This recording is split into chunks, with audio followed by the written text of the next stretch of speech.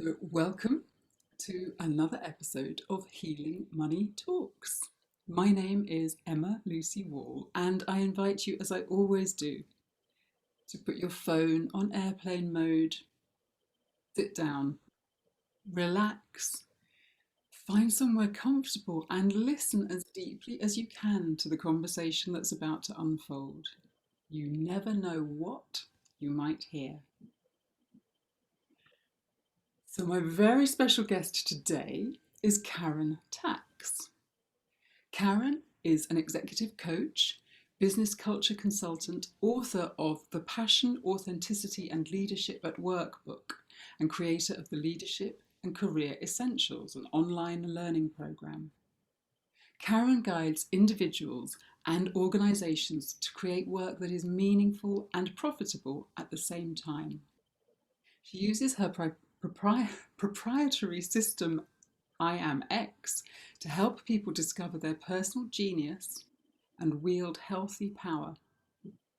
As a result, clients gain confidence in the value they add, create new opportunities, earn more money, and navigate increasingly complex and demanding work situations while creating experiences where everyone wins. Karen has a bachelor's degree in computer science and a master's in organization development, and she's a trained coach. Her clients include people in high tech, manufacturing, non-profits, academia, and small businesses. You can find out more about her work at imx.one. I met Karen through the work of Sarah McCrum and the Thank You Money course, and we continue to journey together. Karen is a very deep thinker and a very deep feeler. So, Karen, when you hear me say the words healing money talks, what do you think? And what? Yeah, it's so interesting because I said yes to this interview, Emma, because of the title, because I do feel that my journey with money and healing my own relationship with money has been pretty much the journey of my life. I've been a spiritual seeker and practitioner for a lot of years, and the money piece was always the most difficult, I think, for me personally. Um, to reconcile. Mhm. And it really started with the family that I was born into. I have both my parents were Depression era people in the US. That's people who were in the Midwest when the Depression hit in the 1920s, 30s, and really the 30s. My parents were born in the early 30s. And so they have this lockdown terror when it comes to money. And they knew it. It was when I was growing up, my parents would always say money was the one thing that they were never willing to disagree about or have come between them Mhm. in their relationship. And what that meant was they would do whatever it would take to have money, including, so my dad worked in a steel mill and my mom was a school teacher. And my dad, I found out later recently from my mom, he actually liked beautiful things and would have loved to have built like lamps. It turns out he had a thing about lamps and beautiful lamps. I had no idea. But he worked in a steel mill because he was committed to providing for his family, and he would do whatever he needed to do, including, I can remember the smell. I had the smell of grease, like just in my being when he would come home, Mhm. smelling like grease and working crazy hours, you know. Mm. Anyway, so to get to the healing money talks, for me, it was to earn money was a painful thing. Yes, as it is for a lot of people. Yeah. And for me personally, coming out of that, engineer, very marketable skills in terms of computer science. I loved being a programmer. I loved doing that. But I didn't love the organizations I was working in. Mm. And I learned that they didn't have to be as dysfunctional as they were. And so I was on my own personal growth path. And that translated into, well, geez, if more people could grow in this way or however they need to grow, we could show up in organizations in much healthier ways. So I started doing that. I got trained, I got my master's at a very prestigious place at an American university here in Washington, D.C. And I ended up working at Nortel Networks in North Carolina, huge in the US and Canada. It's actually was a Canadian company, telecom. I worked there for 7 years doing the latest and greatest technology in organization development, leadership development, all of that. And what I discovered was that none of it worked. It was really one of those like, I mean, not that nothing worked, but the problem was in the mindset and how it is that we think about work and we think about business. Yeah. And how this whole pattern that we have, and I don't know how different it is in the US. And I'm gonna just take a drink of tea here because I don't know how different it is in Europe. But here in the US, it's very much a rugged, individualistic, to each his own kind of competitive thing. And that translates into organizations to a lot of competition, even internally within organizations. Oh, yeah. Yeah. That has been, yeah. Yeah. So, when you have something like that, and the way it comes across is, this is just how it is. Right? Is it in the natural world, things are naturally competitive, right? Like survival of the fittest and misinterpretation of Darwin and all of that, so people are convinced that this is the way it is. And so you end up with these, the blame game, pointing fingers, competition internally. And it's really like, you would have at Nortel, we would have these meetings where you would have updates, and they were just literally slugfests. It's like, who could survive the executive pummeling long enough? I mean, it was tough. Yeah. It was really, really tough. And I could say so much about the corporate, the way the corporate thing is, but to really kind of bottom line it, I don't think this is an overstatement that the way we typically do business cultivates sociopaths. So people who are out for themselves only, and I think of Donald Trump. I'm happy to say this. Donald Trump is a perfect example of what that sociopathy looks like, in that it's the image, it's the money, it's the, excuse me, that's what success looks like. And you have winners and you have losers. And that's the game. Do you think that, because you're saying that that's with this sort of present continuous thing, do you think that is, or do you think that was? Oh, it is. Is it?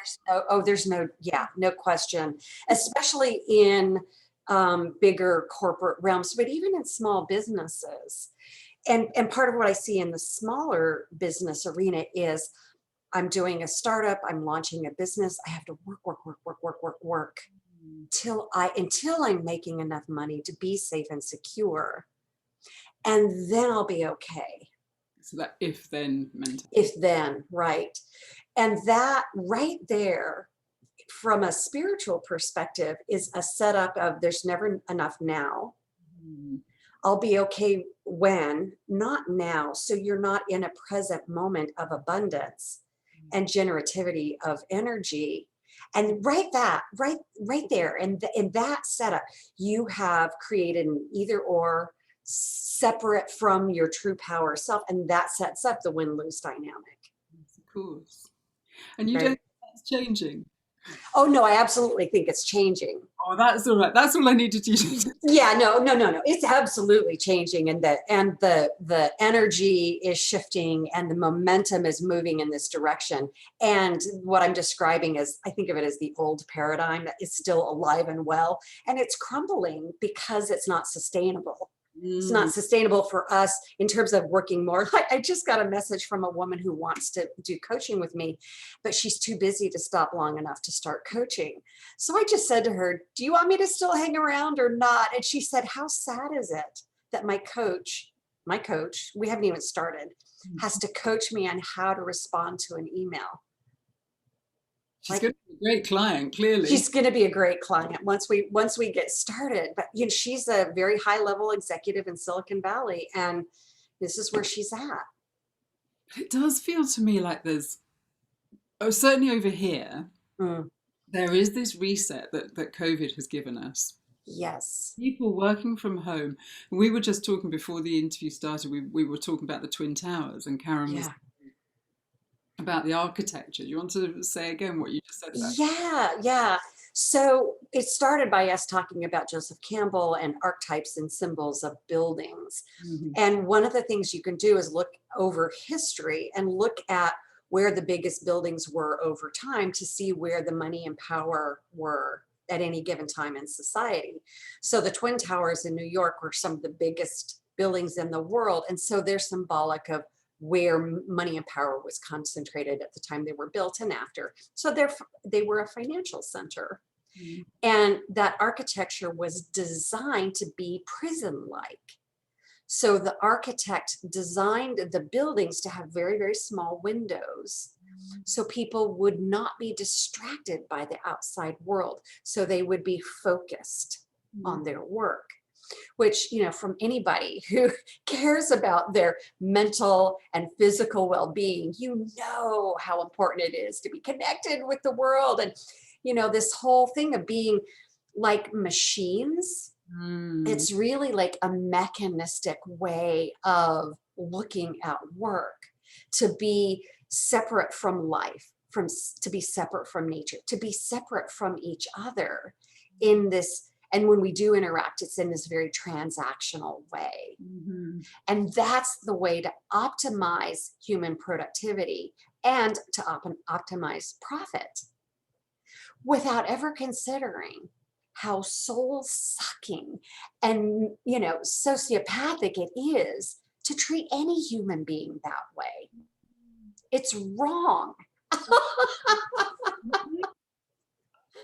I'm looking, I've got such a beautiful view out there. Mm, And I think a lot of people now, we've come out of the prisons, of the offices. I mean, I did my yes. yoga training in the City of London, Mhm. just down the road from the Tower of London, actually. And I used to, my belly would be in knots when I was, Yeah, and I think interesting. the energy of all those buildings being over me, and there was, I mean, the river flowed through, so I could get down to the river, but I felt so enclosed in that, and that again is our financial centre. Mhm.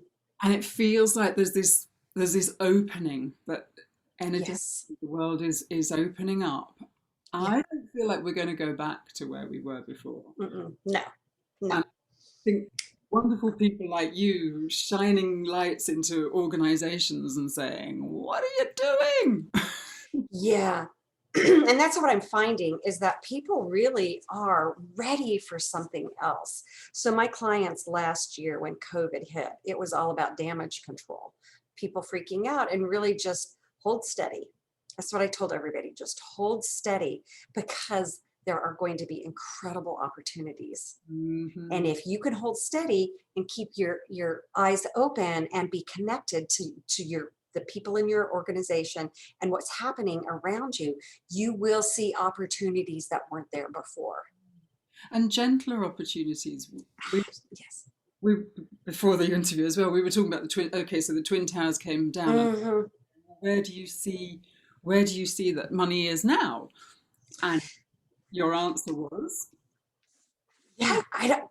What did I say, Emma? I don't remember. it's in health. It's in health. Oh, right. In terms of the buildings. Yes. Yes. So the big buildings that I see around that are going up, the biggest buildings, the most building is around healthcare.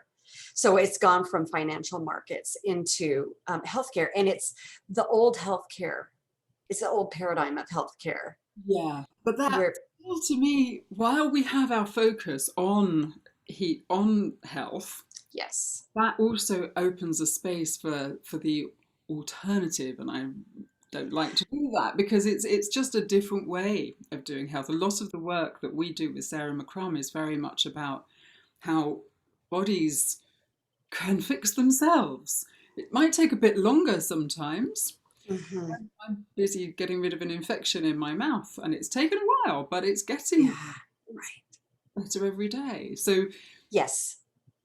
I have a thing for healers. I want healers to be able to step into themselves and Mhm. accept money and accept abundance and not see it in these dark. And no wonder it feels dark when we talk about being in Yeah. prisons and Exactly, exactly. And what I really would love people to know is that we have an old paradigm that is in its death throes. It really truly is. death And noisy. Death throes are extreme. yeah, and we're human beings, you know. So if you're spiritual and you want to cut off the human part of yourself, you're limiting your spiritual experience. So we are here in human bodies because that's how we wanted to express our divinity. Hmm. And when we can own all parts of who we are in that way and not have the messy parts be bad, that's part of the old paradigm. That's part of white supremacy. If I can just, you know, it's one of the characteristics of white supremacy is that everything has to be perfect and not messy. It's like, well, life is messy. And it's not going to be, oh, it's always easy. You know, those of us on a spiritual path want everything to be full of ease and grace, right? Which is lovely. And sometimes you need to just work hard. And that feels good, right? So, this idea that, and this isn't an idea, this is a reality that as we move from the old paradigm to the new paradigm, we are bringing, I think of it as include and transcend the best of what technology gave us and the industrial revolution and agriculture advancements and, you know, being able to feed everyone in the planet on the planet, like we literally can do that now Absolutely. easily. We just need to get those old mindsets of separation and competition and win lose, let that die off. Include what's so wonderful about our human evolution and bring back this inherent natural connection to life, nature, our own natural healing, which is infinitely abundant, which is eternal, which is life-giving and which is creative, you know, all the things that And being in harmony with the planet. While I've been doing the research to pull this summit together, I've spoken to various people, and there's one conversation I had which really stuck in my head, which was somebody said to me, "You just try and have a vegetable patch for one. It's impossible. right. Plants just keep on giving, keep on giving. You got to give your Yes, carrots away. You got to give your green beans, your gooseberries, your raspberries, and we've just farmed our poor planet because we've been driven by all of these things. I mean, you know, some of those huge corporations that have taken nature out of the most exactly. things. Right. That to me is what's where this terrible misalignment has happened. Yeah. And I think it's critical that we understand that the way we think about and feel about and experience money in the old paradigm is literally life depleting. Like it drains our life force energy because it comes from never enough. Yeah. I'm not enough. I never have enough. Mm. There's never enough money. Money is a finite resource. It's a limited pie to be divided up. So if there's more for you, that means there's less for me. That's not going to happen. I'm going to make sure I have right.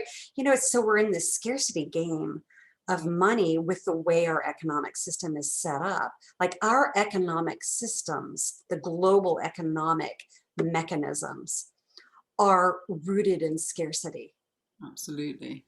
right? So that has to shift.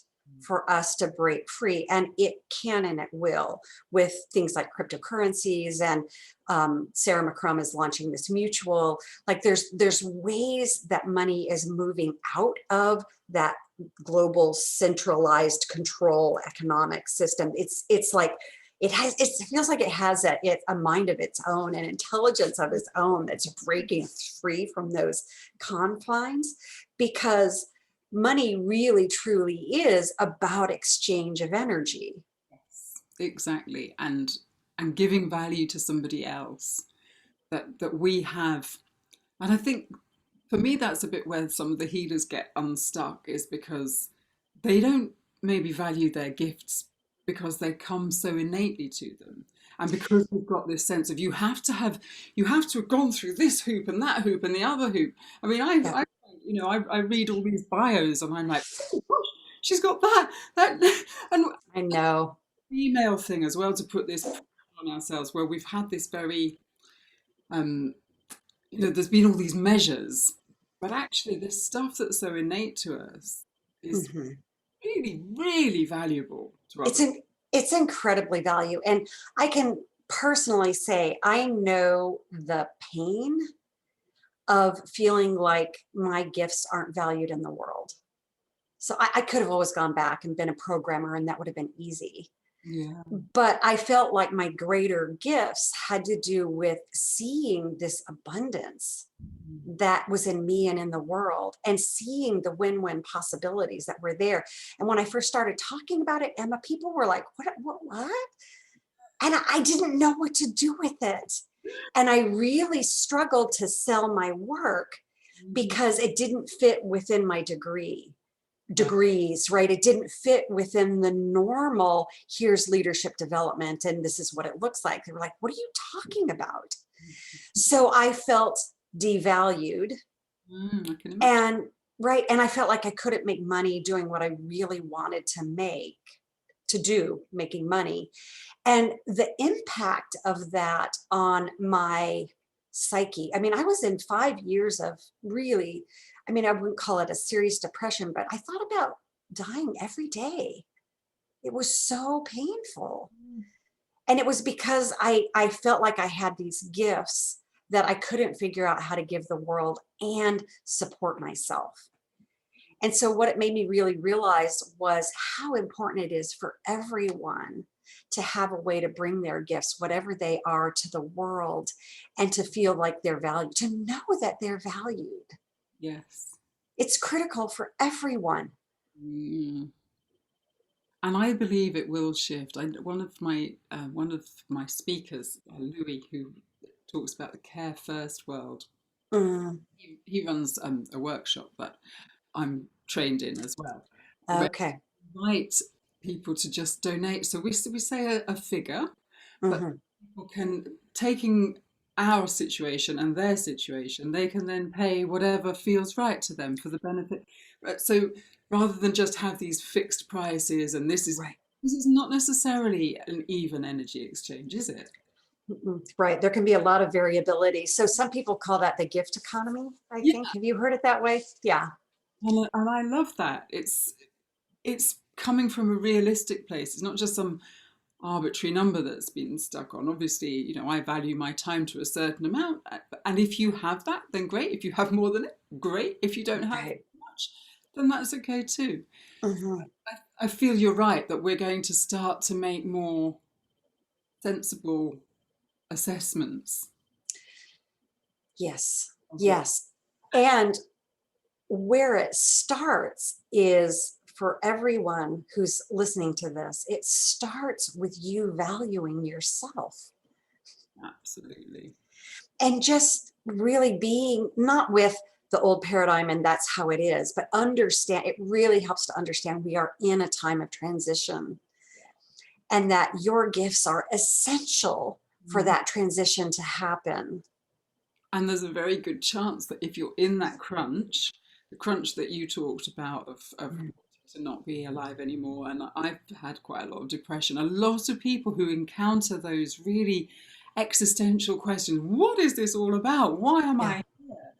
Mm. Probably pointing you to something that you could well be exploring and find a real depth in. Absolutely. So whatever your greatest pain is, whatever your healing work has been, that's pointing directly to your gift Yeah. and directly to your purpose. Yes. So if you struggled with it, that means that there's something very valuable. And I don't believe in the necessity of suffering, not at all. And yet, as humans, we tend to struggle. Well, again, we have until, and then, and I look at my children, are they struggling? They've all got iPhones, they've got roofs over their head. I mean, you were talking about your father at the beginning of this, in working the steelwork, literally being in the Midwest, watching the tumbleweed across the dust. Literally, like grapes of wrath stuff is where I came from. Feel it, yeah. Yeah, Of course, they're going to carry and that's in your it's, yeah. children. Hmm. Yes, I know it goes back several generations, but we're doing a lot of clearing work. Our generation is doing loads of clearing Yes. work for our generation, for past and for future. Yeah. They've got no excuses. Well, yeah, Fully abundant and fully expressed. we really are. And that's what we're in the, I don't want to put it out into the future, because one of the things I've learned here in the US, the civil rights movement, Martin Luther King Jr., there's this, we shall overcome kind of thing. Yeah. And at one point, I really get that we have a lot of work still to do Mm-hmm. in terms of justice, economics, all of this. And at some point, we just have to say, it's here now. I know. Claim that as where we're coming from. And that's a really powerful place with eyes wide open. We were also talking about we have to be realistic too about what's going on. Like, no kidding ourselves when something's not okay, to say it's not okay. Yeah. At the same time, we are alive and abundant and healthy and healing now. The capacity is here now.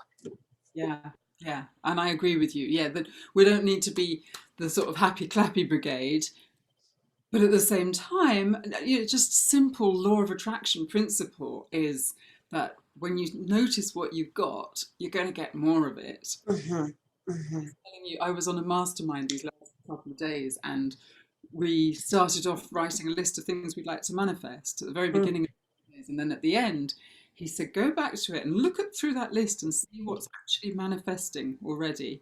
Yes. Might not be the complete expression of it, but every single thing on my list, there was the first little green sheet. Yeah. And I really, just noticing that Mm-hmm. enormously.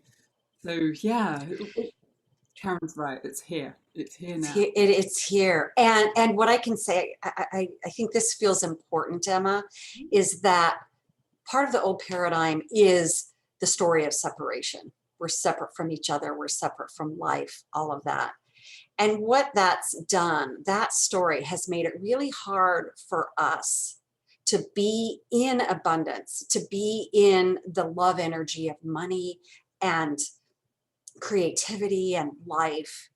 At the same time, we're with our humanity. We're with the problems of the world. We're with well, it hasn't actually shown up yet. Mm. So to come from love and consciousness, as we're looking at, yes, we have, and it's not here yet. At the same time, it takes us coming into interbeing, into the story of love, into the story of the new economy, where it's not black or white. It's all of it now. And to be able to hold the paradoxes of life as it's all truth. Not your way or my way is true. It's all true. Mm-hmm. Right. And to come from that, that's what creates win-win dynamics and true abundance, is when we can be with,